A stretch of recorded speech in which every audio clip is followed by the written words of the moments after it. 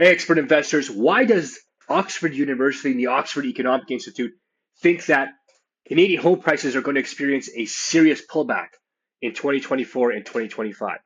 I'm going to show you some of the data that they're looking at and why they could be right and why they could be wrong.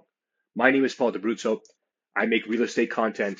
I am a real estate investor, a real estate developer, and a real estate coach. I've been helping investors here in Ontario for almost 15 years now. We have a fantastic track record, and we're going to be making more videos just like this.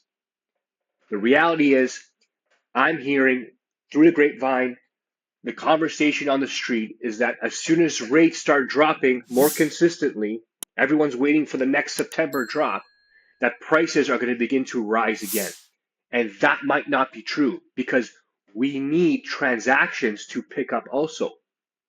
What could happen, and what I'm going to show you could happen right now in the data, is that as prices begin to fall, more listings come back onto the market. And buyers need confidence in order to buy. So if there is no buyer confidence could lag, meaning listings will come up, supply will come up, prices will come down, and it will take a year, 6 months, could be 18 months, who knows, until the buyers absorb all that inventory until there's balance again, and then prices may begin to rise again. But let's check out what happened in history the last time we had interest rates go up and then come down. You know, everybody talks about the early 1980s, mid 1980s, home prices declined by 14%. Inflation rose to 17, and then the Bank of Canada rate fell from 19.6 to 9.3%. Look at that decline. But in this decline in interest rates, home prices actually fell 14%. The same thing happened in 1990. Okay, inflation rose to 10%. The Bank of Canada rate fell from 13.5 to 3.6%, but home prices in that short time fell by 8%. Again, 95 to 96, home prices declined 4.5% after the Bank of Canada rate falls from 8.2 to 3%. Okay, so this is a common theme. It takes time for the market to catch up. There is a lag. So and this happened again in 2008, although it was a very short window, and then prices began to rise again. Now, this blue line tracks monthly mortgage payment for buying a home as a percentage of disposable income. So you can see in 1980, the percentage of disposable income was over 150%. That's insane. So right now, we're just hovering below 100%.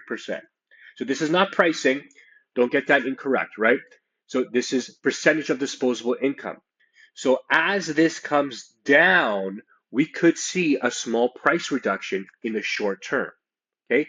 As affordability improves, you think values go up, but we could have an elastic band effect where prices come down in the short term, could last 6 months, 12 months, 18 months, we don't know, until buyer confidence comes back up and buyers start absorbing all the new inventory that comes on the market. Once that stabilization happens, then you'll see prices come back again. It could be fast, could be slow, we don't know. But let's see what Oxford's saying, because I mean, Oxford University must be smarter than us here in Canada, right? Let's find out. So Canadian home prices will experience sizable pullbacks in cities you might not expect. I think that's a cheesy headline. Let's see what they have to say here. Home prices aren't done falling this year as a lack of affordability and looming mortgage renewals weigh on markets across the country. We already knew this. Oxford is calling for home prices to fall a further 5% in the fourth quarter of 24. Okay, let's see. We think elevated housing affordability and the growing strain on households from the wave of mortgage renewals will cause listings to grow faster than demand. This is what I was talking about. Stillo and Davenport predict home prices in Canada, major metro areas will take the hardest hits. Okay, for example, they're calling for prices in Toronto and Vancouver to fall 7 to 10% respectively, but they're also talking about Calgary, Quebec, Halifax, and Winnipeg for sizable price pullbacks. To me, this is just fear mongering.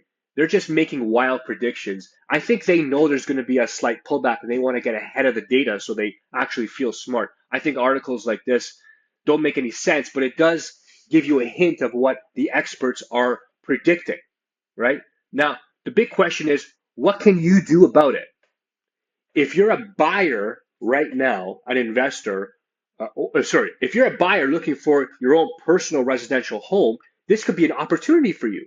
Because if prices dip while rates come down, it's the best thing you could ask for. That's what everybody dreams of. Prices are coming down, interest rates are coming down. What else could you possibly want? Could be your best entry point for your first home, your second home, for your move up home, whatever it is. If you're an investor, as supply increases and demand stays lower, prices are going to come down. So you can snag that awesome investment property at a much lower price than you thought while rates are coming down. Now, if you're a seller, you have to be careful here because we could be entering buyer market territory. If you're selling your property, you're heading into lower demand, you have to separate yourself from the pack. Your property has to look different and better than everybody else if you expect to sell in a good amount of time. And you don't want to sit there for 6 months. If you want to sell in 0 to 3 months, your house has to be better or better priced, or has to be unique enough that it separates itself from the rest. And now that's going to be different for every single market, but you need an expert on your side who knows what to do. Can we help you? Yes. Do I cover all markets? No. So if you need help, drop us a comment. I'll either refer you to someone we know in a different market in Canada, or we're happy to help you. We're experts in working with buyers. We're experts in working with investors, and we have a lot of sellers right now waiting to sell at the correct time. So if you don't know what to do, talk to us. We got your back.